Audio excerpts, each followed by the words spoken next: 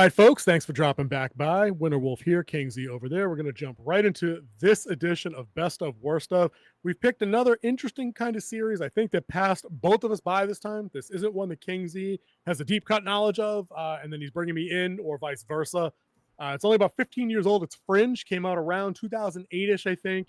You might recognize, you probably will recognize a lot of the people that are in it. You know, Josh Jackson's there, Denethor over there on the right, you know, Mr. John Noble.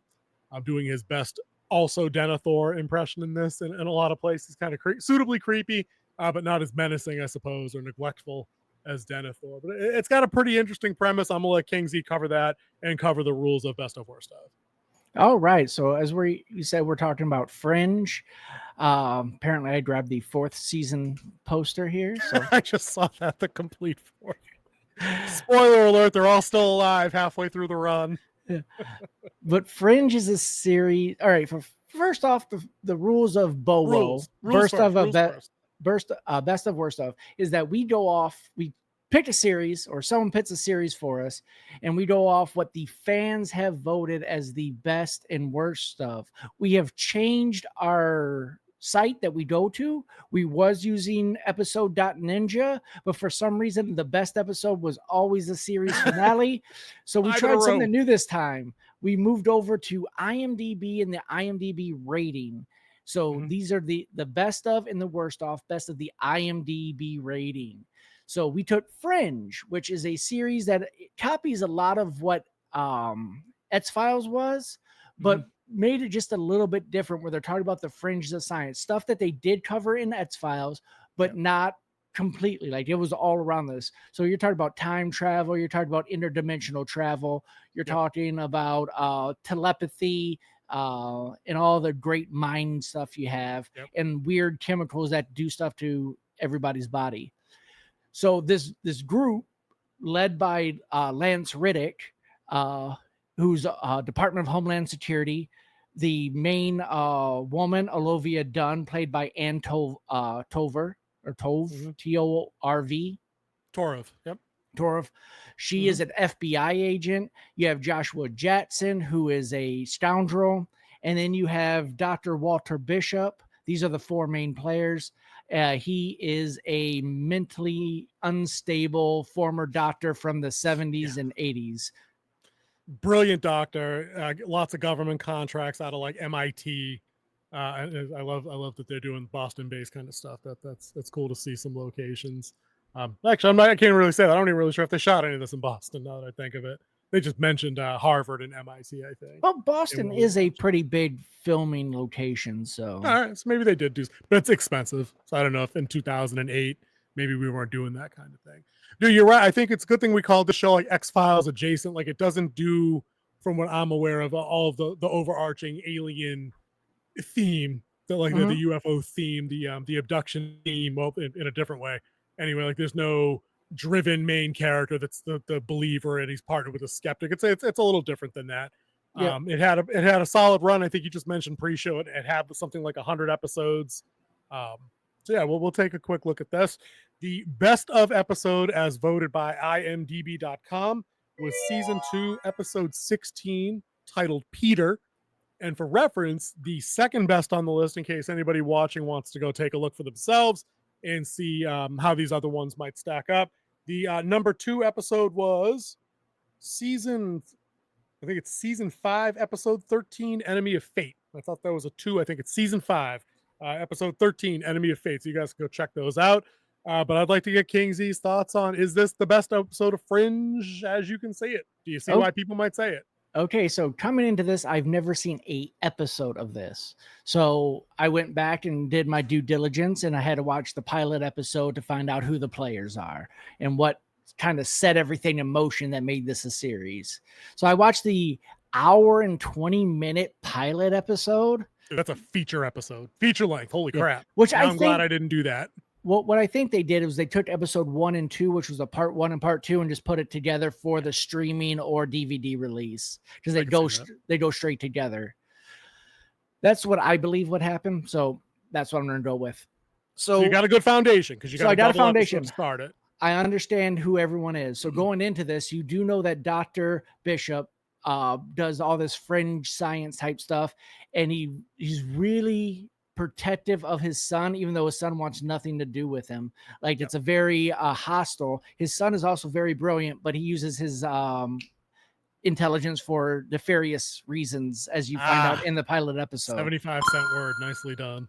So in this one, they find out that Peter, which is the name of the Joshua Jackson character who plays his son, Peter Bishop, he was not the Peter Bishop of this Dr. Walter Bishop. This is the Peter Bishop of another dimension, because his son dies, and they kind of been watching this other dimension to learn. So they're a little bit more scientifically advanced than their current world. On some things, they still use blimps to transit. It's a wild aesthetic that they picked for both of these episodes. So yeah, go ahead, because they come back to this in the war stuff actually. So they had these rules where they can't go into the other world. They can only watch it, like watching television. So he decides to break his own rule and go through the membrane between these two universes, multiverse, and take the son. Everybody hated it.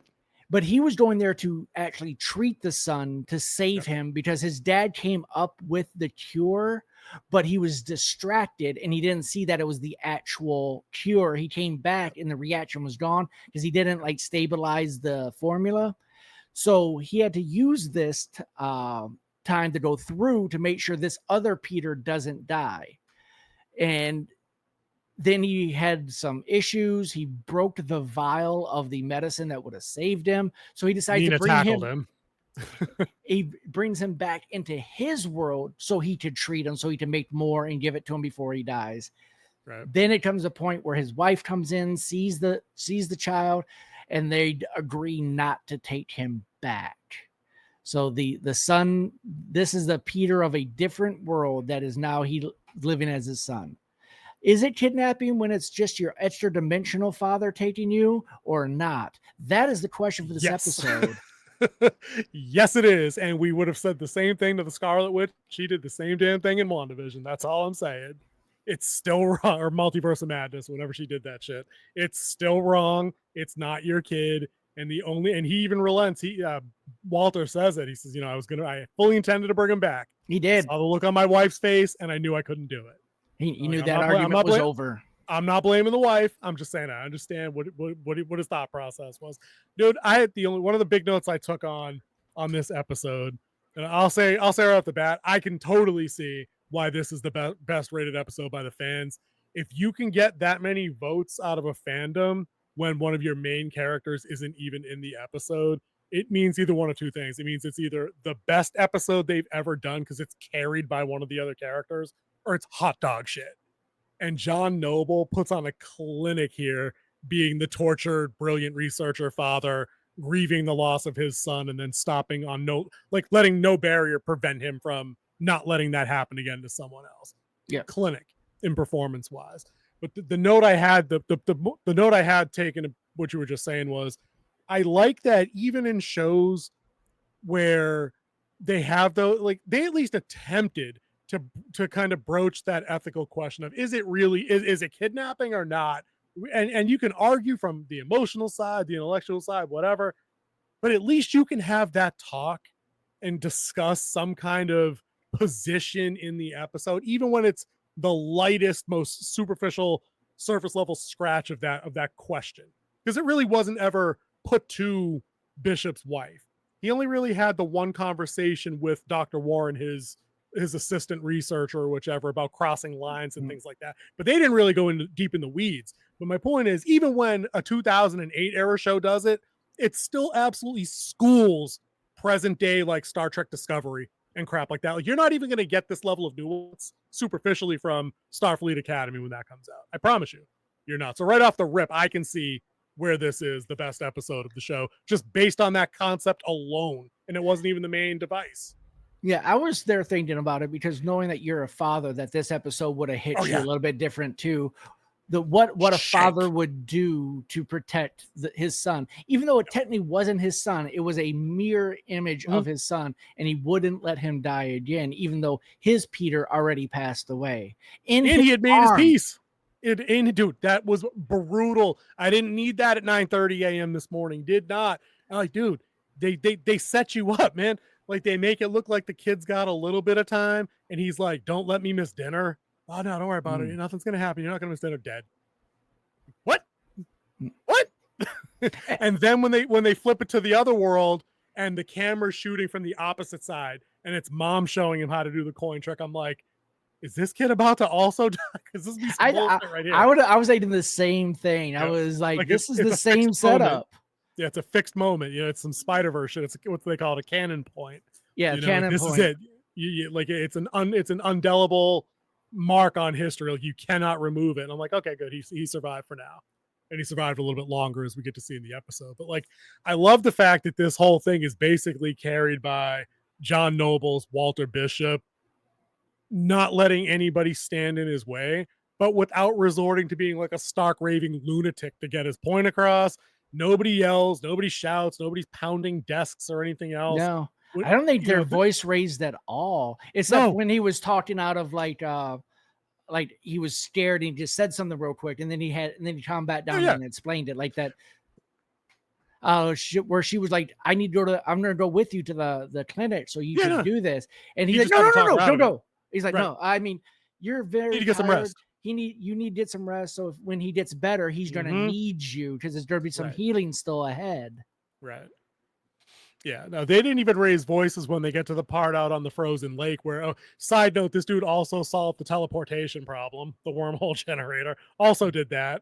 I guess they'd had that design for a while because the Nina character is shocked to hear when Dr. Warren says, no, that's not actually going to be a problem in a few years. He's got the design now. He's going to go do it.